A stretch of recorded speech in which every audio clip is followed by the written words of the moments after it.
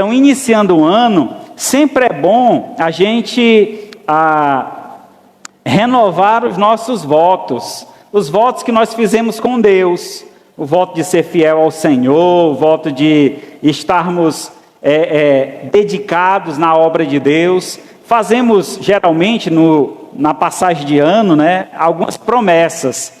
Este ano eu vou fazer tal coisa, eu vou ler a Bíblia toda, e a gente faz vários tipos de promessas. Mas eu queria então chamar a nossa atenção para compromisso e não promessa. O compromisso que nós precisamos ter com as coisas de Deus, com a casa de Deus, com aquilo que o Senhor deixou em nossas mãos para que nós pudéssemos administrar e cuidar. Então, é por isso que chamo aos amados irmãos essa noite a renovar os nossos votos. É muito bonito ver o relacionamento de Deus com o seu Filho Jesus e o comprometimento de um para com o outro. Por meio desse compromisso, fomos agraciados com a salvação e podemos desfrutar de vários benefícios desta graça. O reconhecimento de tais benefícios nos faz refletir sobre o que farei para agradecer ao meu Deus por tudo o que Ele faz por mim.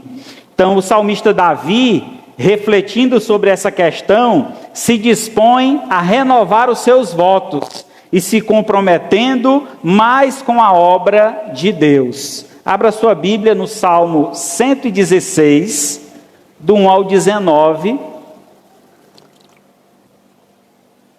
É o nosso texto base.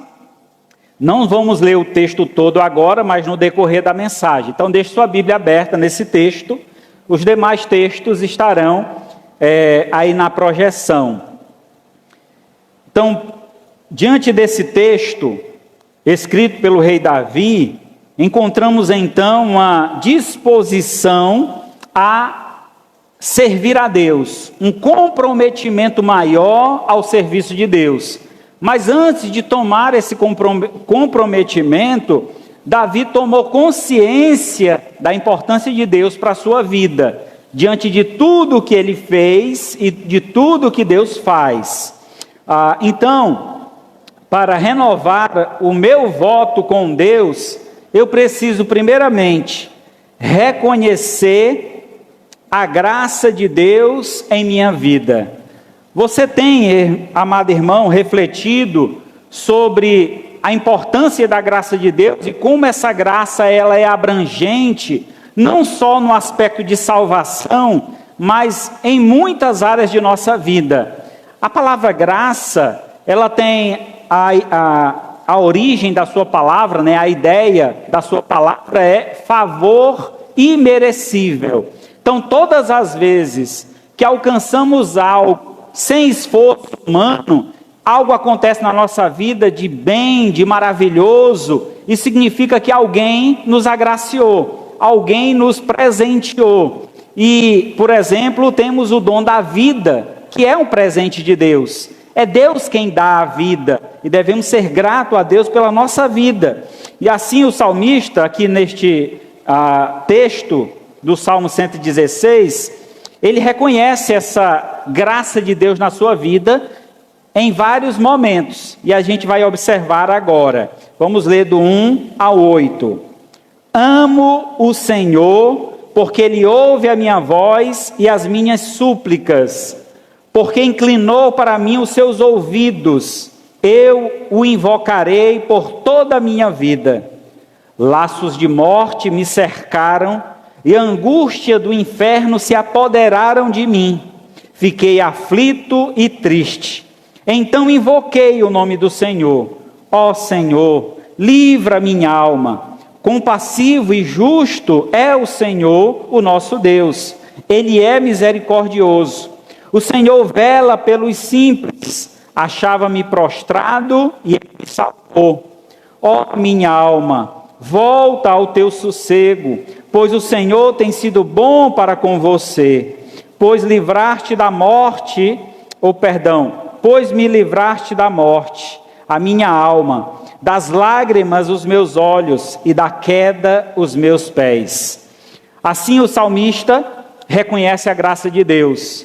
E essa graça reconhecida, ele expressa então a multidão de amor que tem no seu coração por conta da graça de Deus. E ele inicia então o salmo afirmando o quanto ele ama a Deus, porque Deus sempre está pronto para ouvir-nos. Assim como ouviu ao salmista, ele também está pronto a ouvir cada um de nós. Sempre que nós buscamos a presença de Deus, encontramos esse Deus todo-poderoso, pronto e disposto a nos ouvir. Isso é maravilhoso, irmãos. Muitas vezes nós convivemos em um lar que falta essa comunicação, falta a atenção que um deve dar ao outro. Eu não sei vocês, no relacionamento de vocês, casais aqui presentes, se você alguma vez foi arguído, questionado ou exigido pela sua parceira atenção. Você não tem me dado atenção. Essa é uma reclamação corriqueira entre os casais, a falta de atenção. Porque nós necessitamos nos comunicar, e a comunicação se dá justamente nessa interação de ouvir e falar, de estar atento.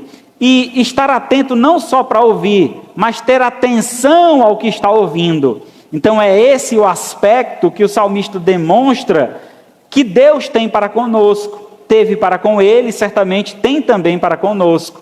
Está atento para nos ouvir, porque ele inclina e ele inclinou para mim os seus ouvidos. E é então por esse motivo o salmista diz: invocarei-o por toda a minha vida. E aí ele aponta 3 graças alcançadas no decorrer da sua vida, e eu queria destacar essas 3 graças para entender aqui o motivo por que ele está tão alegre, porque ele está desejoso de renovar os seus votos com o Senhor, porque esse Senhor que o escuta, ele também o atende. E aí no verso 3 ele diz: laços de morte me cercaram, e a angústia do inferno se apoderaram de mim. Fiquei aflito e triste. E aí o que acontece numa situação como essa? Todos os dias, irmãos, nós passamos por situações difíceis na vida. Somos tentados. Muitas vezes Deus nos dá livramentos que nós nem reconhecemos, nem podemos observar, mas Ele nos protege. Diz a Escritura que o anjo do Senhor acampa-se ao redor dos que o temem e o livra. O Senhor está nos livrando todos os dias de acidentes, de assaltos, de males inúmeros. E este é o motivo da gratidão do salmista. E ele diz que houve uma situação na sua vida onde ele sentiu-se como alguém que está enlaçado, uma corda o prendia, e esse laço era uma angústia profunda. E ele diz que essa angústia era tão profunda que ele faz uma comparação aqui com o inferno. Angústias do inferno se apoderaram de mim. Não, certamente é uma situação muito difícil passarmos por aflições e angústia, e nos dias atuais, isso tem se tornado tão comum em nosso meio, né? Tem se tornado comum na população.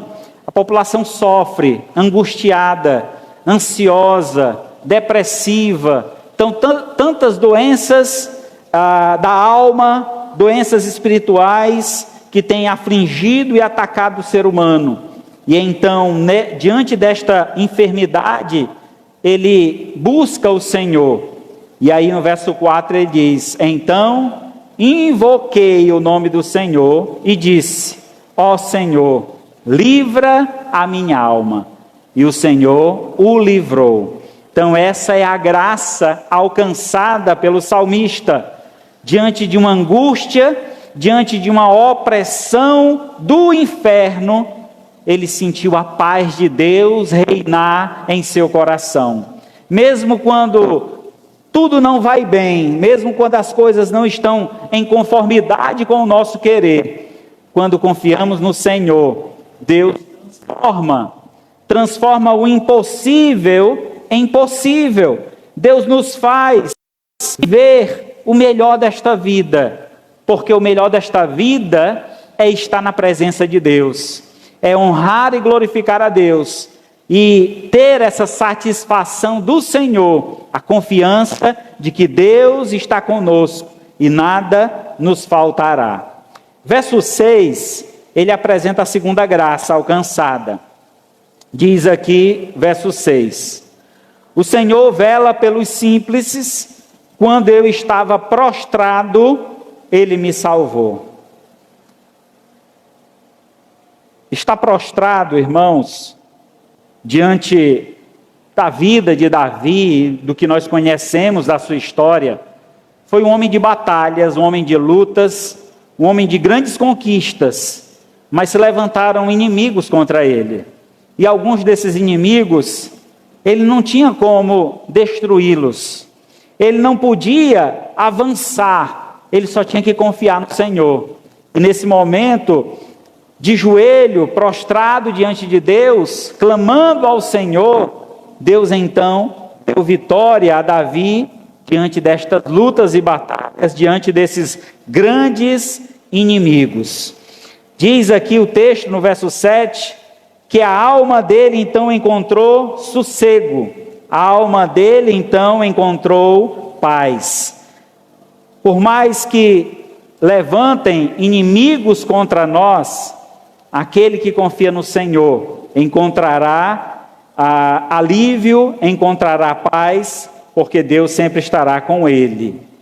E no capítulo 8, ou verso 8, versículo 8, encontramos a terceira graça, onde ele diz: pois livraste da morte a minha alma, das lágrimas os meus pés, das lágrimas os meus olhos, da queda os meus pés. O livramento de Deus, não só um livramento físico dos inimigos, mas também os livramentos espirituais, íntimos, a aflição, a angústia. Deus livrou de uma situação pior, livrou de um leito. Sabe, irmãos, muitas vezes a gente é muito ingrato diante de Deus. Quando a gente fala de compromisso, de renovação de votos, precisamos entender que isso acontece quando nós reconhecemos o poder de Deus em nossa vida, reconhecemos a sua graça, o seu favor, o quanto Deus tem sido favorável a nós durante todo esse ano que se passou, e nós muitas vezes não reconhecemos toda a graça de Deus derramada sobre nós, e temos uma tendência a questionar Deus, a reclamar, a estar insatisfeito com aquilo que Deus faz. Precisamos ser mais gratos a Deus, para que não venhamos cair diante desses problemas e não ver esperança e não ver luz diante das trevas que estão ao nosso redor. Só podemos encontrar a luz quando então olhamos para o alto e focamos no reino celestial de Deus, focamos naquele que trouxe luz a este mundo, que é o nosso Deus. Só Ele tem esse poder de livramento. Mas este reconhecimento, irmãos, nós também precisamos ter. Assim como o salmista, talvez você possa dizer: não, pastor, eu não passei por nenhum laço de morte, eu não fiquei prostrado, nem muito menos eu tive alguma aflição ao ponto de estar em queda, sofrendo, chorando. Eu não passei por nenhuma situação como essa. Mas, mesmo não tendo passado, nós temos motivos para agradecer. E um dos maiores motivos que nós temos de agradecer a Deus pela sua graça se encontra em Efésios, capítulo 2, verso 8, que diz o seguinte: porque pela graça sois salvos, mediante a fé, e isso não vem de vós, é dom de Deus. Eis aí o grande motivo de sermos gratos a Deus, que é o motivo a nossa salvação. Salvação esta que não veio por mérito, porque se fosse por mérito, nem eu nem você estaríamos salvos. A salvação é pura graça, favor imerecível. É um presente de Deus que Ele nos oferece, Ele entrega diante de nós, para que nós então, o reconhecendo como Senhor, o recebamos como Salvador de nossas vidas. Ainda nesta ideia de gratidão, vejamos Hebreus 4,16. Cheguemo-nos, portanto, confiadamente junto ao trono da graça, a fim de recebermos misericórdia e acharmos graça para socorro em ocasião oportuna. Acheguemos confiadamente. Em que você tem botado a tua confiança? Onde está a tua fé? Muitas vezes confiamos nos poderes deste mundo. É no dinheiro, é nas posições na sociedade. Você confia no que o homem pode fazer e desconfia do grande poder de Deus. Deus pode fazer muito mais do que pedimos ou pensamos. Então é por esse motivo devemos buscá-lo com toda intensidade. É por esse motivo que devemos nos achegar a Ele confiadamente, sem duvidar, porque junto dele, no seu trono, ali é um lugar que há muita graça, muito favor sendo derramado. E aí, através desse favor, recebemos não só a sua graça, mas também a sua misericórdia. São duas palavras muito parecidas no sentido, né? Mas na verdade elas têm sentido diferente, que é graça e misericórdia. Graça é todas as vezes que Deus nos dá aquilo que nós não merecemos. Nós não merecemos a salvação, porque somos pecadores e falhos, mas Deus entrega esse presente para nós e é graça. Misericórdia é quando Deus não nos dá o que nós merecemos. Como pecadores, nós merecemos a condenação eterna. E a condenação eterna é justamente a entrada no inferno. E quando Deus não nos permite entrar no inferno, nos dando salvação, isso é a sua misericórdia nos alcançando, não nos dando aquilo que nós merecemos, porque somos pecadores e diante dos pecados cometidos, diante de uma vida completamente devassa, o que realmente deve ser o nosso pagamento é a condenação ao inferno. Mas a graça e a misericórdia de Deus nos traz alívio e nos retira desse caminho que estávamos caminhando em direção à eternidade longe de Deus. E aí, irmãos, neste primeiro ponto, temos então o salmista reconhecendo a graça de Deus, e assim, por meio desta graça reconhecida, é que o motiva a renovar os seus votos. Quem não quer estar perto de Deus? Quem não quer receber o favor divino? Então, para isso, eu preciso estar perto do Senhor, buscando o Senhor. E essa busca da presença de Deus deve ser todos os dias. Sabe, às vezes a gente cria uma religiosidade em nós. Nós começamos a imaginar que eu não preciso de igreja. Eu posso estar na minha casa adorando ao Senhor e pronto. Para que eu vou para a igreja? A igreja é o lugar onde os santos se reúnem. A igreja é o lugar onde aqueles que adoram ao Senhor se juntam para fazer isso com maior intensidade. A igreja é o lugar onde a gente aprende a santidade. A igreja é o lugar onde a gente aprende a conviver com as diferenças, respeitando e ajudando aqueles que têm dificuldades com seus problemas. E assim, esta vivência é justamente o exemplo que Deus espera ver dos filhos. Assim como Jesus veio a este mundo, se importando com cada pessoa, dando atenção e cuidando de todos aqueles que foram dados em suas mãos. Assim Ele espera que nós também tenhamos o mesmo cuidado. Isso é a gratidão que o salmista demonstra do favor de Deus e agora o desejo dele de estar sempre na presença de Deus. E para estar sempre na presença de Deus, o que é necessário? Primeiramente, recalcular a rota da sua vida. Certa vez eu fiz uma viagem lá para Patos, na Paraíba. De Fortaleza para lá, eram 9 horas de viagem. Eu tirei 9 horas de viagem. E eu nunca tinha ido, não sabia nem para que lado era.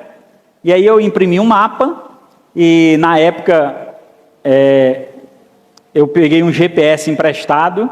E aí eu não sabia nem usar direito um GPS e coloquei lá o endereço da pessoa para o GPS me guiar. E de repente, no meio do caminho, o GPS disse, entre à direita. E eu entrei à direita. O GPS falou novamente, entre à direita. Eu entrei no outro quarteirão à direita. Ele disse, entre à direita. Eu entrei à direita de novo, eu rodeei o quarteirão. Esse rapaz tem alguma coisa errada.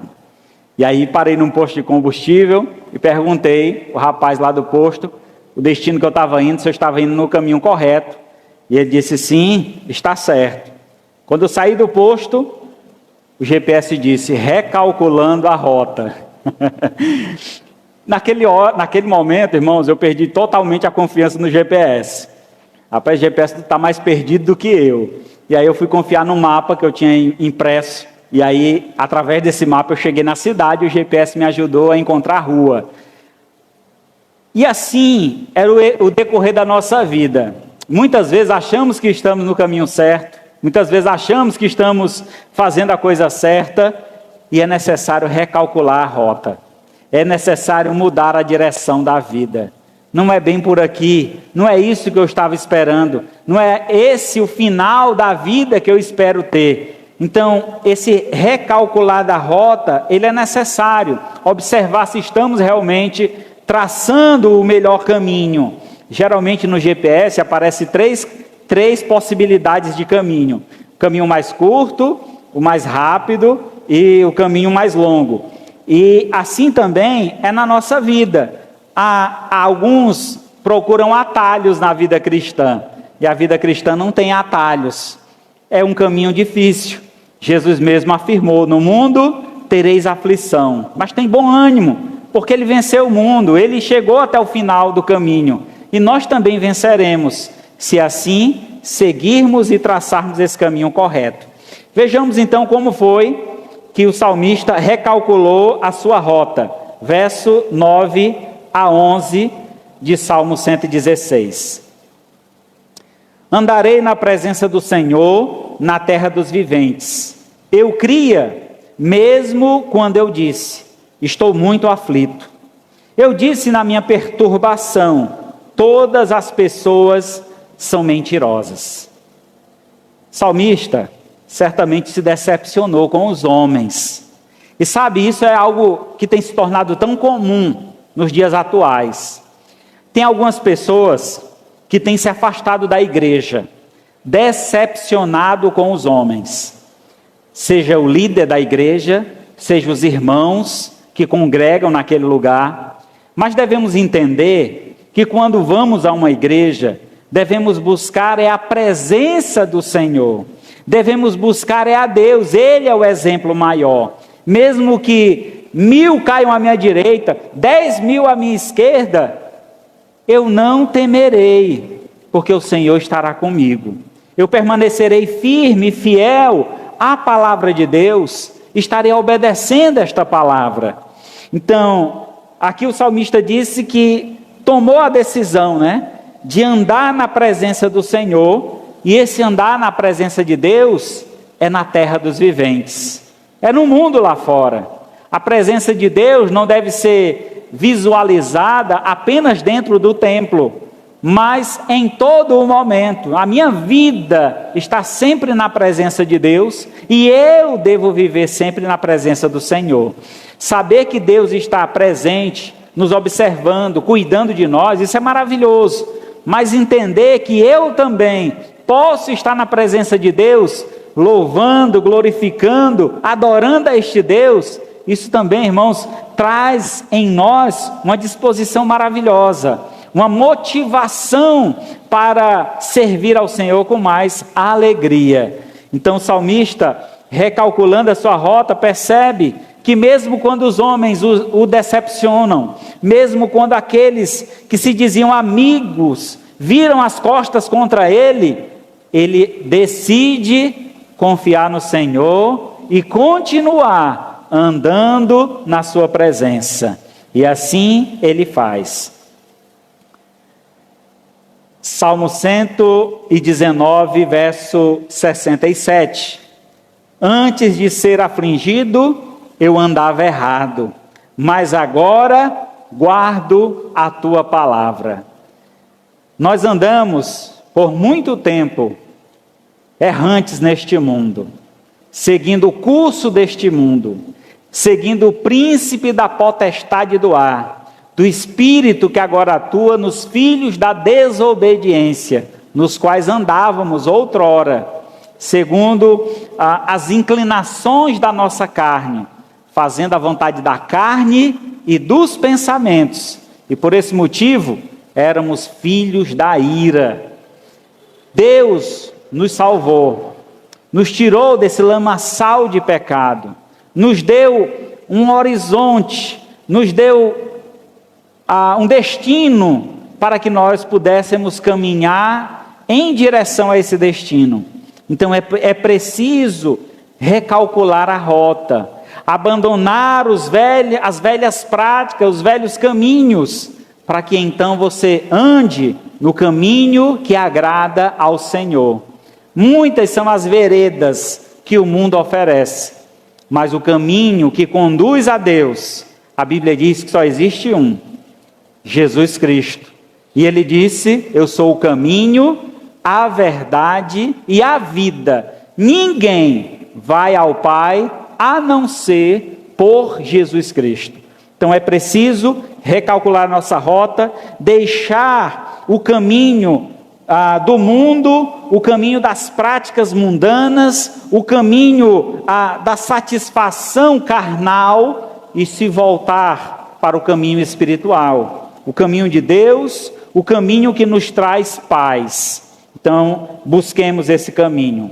Efésios 4, 28. Aquele que furtava, não furte mais, antes trabalhe, fazendo com as próprias mãos o que é bom, para que tenha com que acudir ao necessitado. Esse aí é o recálculo, o recalcular a rota, é a mudança de direção. Aquilo que eu fazia no passado, hoje eu não faço mais. Aquilo que antes para mim era um prazer e uma alegria, hoje não me traz mais satisfação, porque a minha alegria, o meu prazer, a minha satisfação é no Senhor. Agora nas férias, fui visitar os familiares, fizeram lá um churrasco, e esses familiares estiveram no Rio Grande do Sul. E aí, para os irmãos aqui que sabem, eu passei uma temporada no Rio Grande do Sul, e quando eles chegaram contando o que viram lá, a alegria do momento que tiveram lá, e algumas coisas que trouxeram. E este meu cunhado, não é crente, ele trouxe algumas bebidas, e ele chegou oferecendo para todos da família, e ofereceu para alguns, e alguns receberam a bebida, e chegou para mim e disse: e aí pastor, vamos tomar um vinhozinho? Eu disse: ô meu irmão, muito obrigado, mas eu não preciso disso para me alegrar, a minha alegria vem do Senhor. Eu não acredito, pastor, o senhor passou um ano no Rio Grande do Sul, não tomou um vinhozinho? Eu disse: graças a Deus não, porque eu não preciso disso para me alegrar, eu me alegro no Senhor. Eles não conseguem entender isso, acham que para ter alegria e satisfação precisa beber, precisa sair de si. Pelo contrário, eu me alegro na companhia, estar junto, visualizando tudo que Deus tem feito na minha vida e pode fazer também na vida deles. E é importante, irmãos, esse testemunho. É importante nós sermos diferentes do mundo. Não tem como a gente causar um impacto no mundo agindo igual ao mundo. Não tem como. É necessário fazer essa diferenciação. Ah, pastor, mas a Bíblia diz que não é pecado beber. Pecado é se embriagar. Eu digo, quem é que tem esse controle? Porque eu sei que eu não tenho. Todas as vezes que eu bebi na minha vida, eu me embriaguei. E passei vergonha, e fiz outros passarem vergonha. E isso eu não quero para a minha vida mais. Essa vida foi recalculada, e eu vi que isso não valia a pena, e mudei a direção da minha vida. Alguns acham que são fortes o suficiente para beber e não causar escândalo. E eu digo, se você acha que é forte, cuidado. Porque é isso que o inimigo quer que você pense, que você é forte. E eu tenho que entender que eu sou fraco. Porque quando eu entendo que eu sou fraco, aí a minha fortaleza vem no Senhor. Eu me fortaleço no Senhor.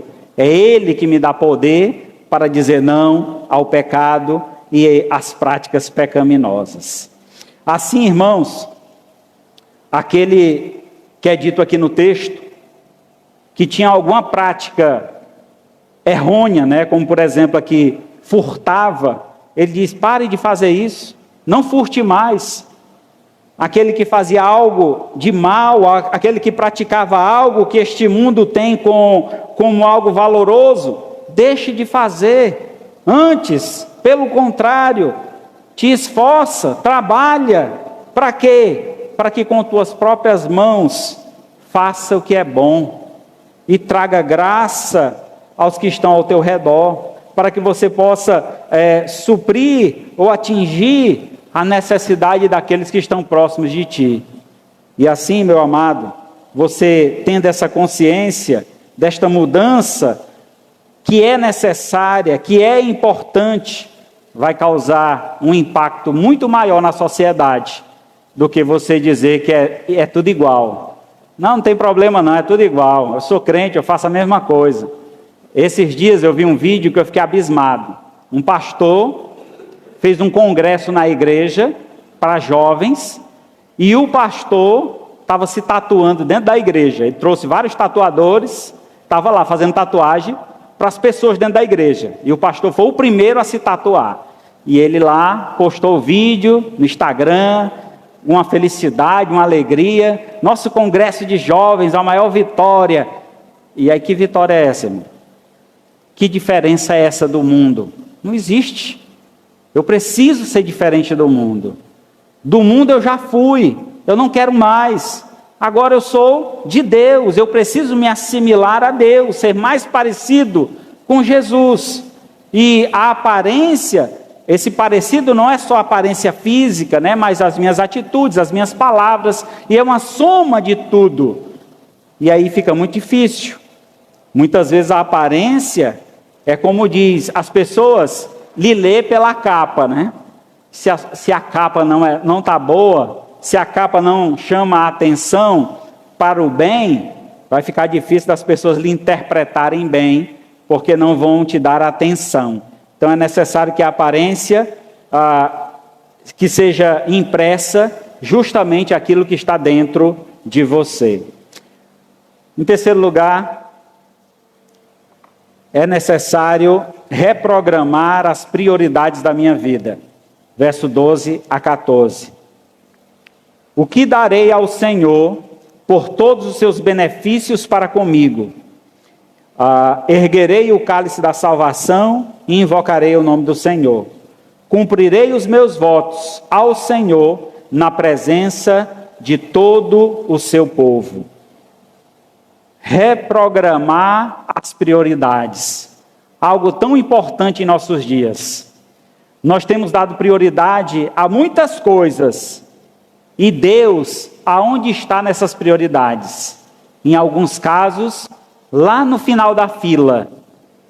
Você tem colocado a tua vida profissional, a tua vida familiar, os teus lazeres, os teus prazeres, para lá no final, quando sobrar tempo, tem Deus ainda. Irmão, priorizar as coisas de Deus. Quando eu priorizo Deus, certamente Deus também vai me dar prioridades. Eu preciso estar buscando a presença de Deus, estar interagindo com Deus, vivendo a minha fé cristã. O salmista faz uma pergunta, um questionamento, e ele mesmo responde, uma pergunta retórica, justamente diante de tudo que Deus fez na vida dele. Ele diz: o que darei? O que darei ao Senhor por todos os benefícios que Ele já me deu? Você já parou para calcular isso? O que foi que Deus já te deu? O ano passado foi um ano de luta, mas também de muitas vitórias. Você foi internado no ano passado? Deus me livre, pastor. Ave Maria 3 vezes, né? Se você não teve nenhum problema de saúde, é motivo de agradecer.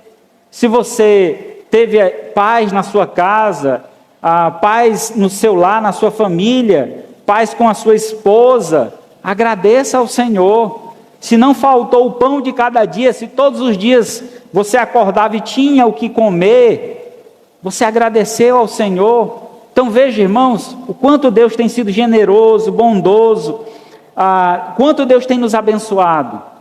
Mas nós muitas vezes não reconhecemos tamanha graça de Deus em nossa vida.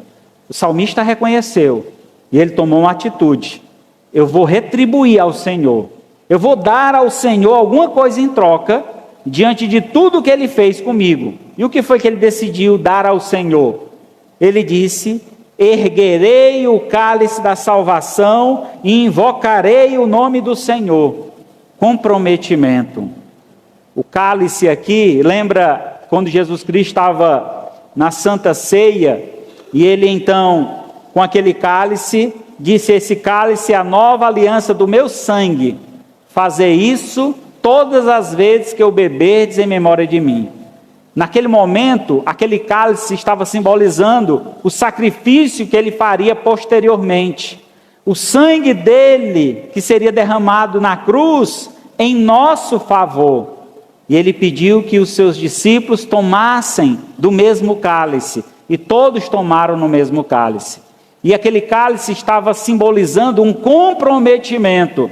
Assim como eu dei a minha vida por vocês, espero que vocês também estejam prontos a dar a vida por mim, pela minha causa, pelo o amor ao Pai, oferecer a sua vida em sacrifício, não de morte, como Ele ofereceu, mas um sacrifício vivo, santo e agradável a Deus, que é um culto racional, tendo consciência do que eu estou fazendo e por que estou fazendo. Eu adoro o Senhor porque Ele é bom e Ele merece toda a honra e toda a glória. Ainda além disso, ele diz no verso 14: cumprirei os meus votos. Cumprirei os meus votos ao Senhor na presença de todo o seu povo. Eu serei fiel a Deus. E eu serei fiel a Deus em todo o tempo. Aquilo que eu prometo ao Senhor, eu cumpro. Deus não se agrada, irmãos, quando a gente faz qualquer tipo de promessa e não cumpre. É melhor que nem faça. Mas se você se dispõe a colocar a sua vida à disposição de Deus e diz: Senhor, eis-me aqui, faz a tua vontade, eu quero te servir, Deus vai te usar. Agora é necessário que você se purifique, é necessário que você invista nessa vida espiritual, para que então você possa cumprir o teu compromisso, assim como Ele cumpriu o compromisso dele para conosco. Salmos 103, verso 1: bendize, ó minha alma, ao Senhor, e tudo que há em mim, bendiga o seu santo nome. Então o salmista, mais uma vez, afirma o desejo de fazer o bem, de bendizer, de glorificar o nome de Deus, de exaltar o nome de Deus fazendo o bem. E ele fará isso porque isso é grato diante de Deus. E Romanos 6,19: falo como homem, por causa da fraqueza da vossa carne. Assim como ofereceste os vossos membros para a escravidão da impureza e da maldade para a maldade, assim ofereceis agora os vossos membros para viverem a justiça para a santificação. Irmãos, eu acho esse é um dos versículos que mais falaram ao meu coração depois da minha conversão. E quando eu li esse versículo a primeira vez, eu tive um entendimento de que da mesma sorte, da mesma forma como eu fazia as coisas no mundo e me dedicava para fazer as coisas do mundo, como por exemplo, muitas vezes de sair do trabalho, ir para uma festa, virar à noite, no outro dia descer para a praia, passar mais um tempo ali, gastando o meu corpo, gastando os meus bens, gastando tudo o que eu tinha para satisfazer a minha vontade. Esse versículo diz, da mesma sorte, na mesma medida que você fazia para o mundo, faça agora para Deus. E aí o que a gente vê muitas vezes no meio cristão, é uns crentes melindrosos. Eu não tenho tempo, pastor. Eu não posso. Aí coloca vários empecilhos para fazer a obra de Deus e as coisas do Senhor. Ele não pode porque não tem tempo, ele não pode porque não tem dinheiro, ele não pode porque não pode se esforçar muito, e aí ele tem que trabalhar no outro dia, e aí coloca vários empecilhos.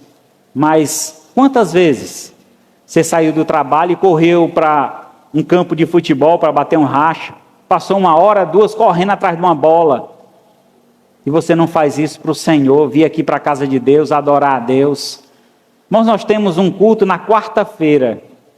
Eu olhando para essa igreja agora, eu fico imaginando, onde é que vocês estão na quarta-feira? O comércio aqui na cidade fecha às 5 horas da tarde. O culto é às 19 horas. O que é que um crente faz em casa numa quarta-feira? É o que eu fico imaginando. Eu entendo que alguns têm curso, alguns têm academia, alguns... Prioridade. O que é que tem sido mais importante para você? Irmãos, 2 programações na semana que nós temos aqui. Domingo e quarta-feira. E é difícil conseguirmos juntar todo o povo em qualquer uma que seja das programações. Quem vem na quarta, às vezes não vem no domingo. Quem vem no domingo de manhã não quer vir à noite. Quem vem à noite não precisa vir domingo de manhã. E aí? Cadê o compromisso com as coisas de Deus? Cadê a prioridade? Deus tem que ser a nossa prioridade. Quando você está na fila, clamando ao Senhor, Senhor, atende o meu clamor, Senhor, tira meu ente querido lá do hospital, abre porta de emprego. Tu não quer ser o primeiro a ser atendido, não é? Quando você clama a Deus, Senhor, por que o Senhor não me atende, Senhor? Tanto tempo que eu oro nesse favor. Será que você tem dado a prioridade que você espera receber de Deus? Irmãos, é necessário. Para que eu esteja lá na frente da fila, eu preciso chegar cedo. Seja no hospital, seja no posto de saúde. Eu quero um atendimento, eu quero ser prioridade. Então, vá buscar primeiro. Seja o primeiro a chegar. Prioriza Deus na tua vida. E certamente Deus também te priorizará. E por fim, restabelecer a minha posição ao lado de Deus. Você sabe qual é a sua posição ao lado de Deus? Vejamos aí, 15 a 19. Preciosa é aos olhos do Senhor a morte dos seus santos. Senhor, eu sou de fato teu servo, filho da tua serva, quebraste as correntes que me prendiam. A ti oferecerei sacrifício e ações de graça, invocarei o nome do Senhor, cumprirei os meus votos ao Senhor na presença do seu povo, nos átrios da casa do Senhor, no meio de ti, ó Jerusalém. Irmãos, qual é a nossa posição diante de Deus? A nossa posição deve ser ao lado de Deus. E essa posição é a posição de um servo ao lado do seu Senhor. E sabe qual é o problema que nós temos visto hoje em dia? As pessoas querem dizer que Deus é o servo delas. E aí comecem a determinar: Senhor, eu determino que o Senhor faça isso. Senhor, eu quero isso, eu quero. Como um menino birrento pede aos pais. Não espera o tempo de Deus. Não serve ao Senhor e quer que Deus sirva a ele. Você quer se tornar senhor de Deus e Deus se torne o seu servo. Isso nunca vai acontecer. Entenda, a tua posição ao lado de Deus é a posição de servo. Eu sou servo e Ele é Senhor. Eu reconheço o quanto preciso do meu Senhor e estarei nos pés dEle, no altar, na presença do Senhor, todos os dias da minha vida, para que então, sempre que eu clamar, Ele possa me ouvir e me atender em prioridade, porque eu dei essa prioridade a Ele também. Salmo 100, verso 2: servi ao Senhor com alegria e apresentai-vos diante dele com cântico. E Romanos 12, 11: no zelo não sejais remisso, sede fervorosos de espírito, servindo ao Senhor. Veja que o nosso serviço não deve ser de qualquer jeito. O salmista nos diz que deve ser com zelo. Tudo que façamos para Deus, façamos o melhor, possamos dar o nosso melhor para Deus. No zelo, não sejais remissos. Faça coisa para Deus, seja o que for que você for fazer para Deus, faça com dedicação. E não esqueça, daquilo que você for fazer para Deus, seja fervoroso. Seja alguém que faz aquilo com amor, com dedicação, desejando glórias a Deus, para que quando você for observado, você então gere honras e glórias a Deus. E assim, esse serviço chegará ao Senhor e lhe satisfará os desejos do seu coração. Concluindo então, nosso Deus é um Pai generoso que ama cuidar dos seus filhos, mas para recebermos esse cuidado amoroso, é preciso nos comprometer com o seu legado e servi-lo em obediência e fé. Salmo 119, 33: ensina-me, Senhor, o caminho dos teus decretos e os seguirei até o fim. Que nesta noite, meu amado irmão, você, amigo que nos visita, que você tenha esta disposição, que hoje seja um momento de renovação, que você renove seus votos com Deus. Senhor, tenho sido negligente, tenho falhado, tenho decepcionado o Senhor, mas a partir de agora, Senhor, neste ano, eu quero começar a voltar ao caminho de Deus, a voltar a traçar este caminho de forma obediente, de forma submissa, fazendo a tua vontade. E se esse é o desejo do seu coração, meu amado, baixe sua cabeça agora, vamos orar ao Senhor, e você faça essa oração no íntimo do seu coração a Deus. Senhor nosso Deus, Pai de infinita bondade, louvamos o teu nome, ó Pai, agradecidos por tudo que o Senhor é e por tudo que o Senhor faz. Quero, Senhor, neste momento, rogar ao Senhor para que esta mensagem não volte vazia, mas que faça morada em nosso coração. Que realmente, Senhor, haja em nossos corações um desejo maior de te servir, de fazer a tua vontade, de cumprir o teu chamado.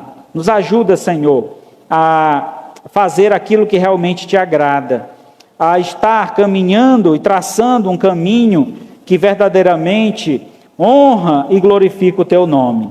E se há alguém entre nós, ó Pai, que precisa renovar os seus votos, que precisa entregar a vida em tuas mãos, para que o Senhor restaure a sua vida, este é o momento que o Senhor fale aos seus corações, através do teu Santo Espírito, e que haja, Senhor, nesta noite, arrependimento, fé e entrega diante do teu altar. Peço que a igreja continue em oração. Eu gostaria de convidar, se alguém esta noite, tendo ouvido esta mensagem, sente no seu coração o desejo de renovar os seus votos com Deus, e dizer: Senhor, eu quero ser um servo fiel, eu quero dedicar a minha vida ao Senhor, eu quero ter mais tempo na Tua presença, eu quero usar a minha vida para o louvor da Tua glória. Se alguém nesta noite sente esse desejo no seu coração, possa confessar o nome de Jesus e entregar a sua vida a Jesus esta noite. Alguém esta noite gostaria de entregar a sua vida a Jesus? Levante a sua mão para que eu possa orar por você. Se algum irmão desta igreja tem a necessidade de renovar os seus votos com Deus, faça essa oração juntamente comigo. Senhor Jesus, neste momento, ó Pai, entra no meu coração, retira toda a imperfeição, todo o pecado, dai-me, ó Pai, uma disposição maior para Te servir. Ó Senhor, eu te peço, vem, Senhor, restaurar a minha vida, transforma-me, ó Pai, dando-me um coração novo, uma nova vida e uma disposição maior para Te servir. Perdoa todos os meus pecados e me ajuda, Senhor, a andar nos Teus caminhos, e que deste caminho eu jamais venha me separar. Que eu possa, Senhor, enfrentar todas as lutas e batalhas, mas sendo perseverante e obediente à Tua palavra, seguindo o caminho da fé e da salvação em Cristo Jesus. Assim, ó Pai, eu entrego a minha vida em Tuas mãos e Te peço, faz a Tua vontade, transforma-me, ó Pai, e assim serei completamente renovado.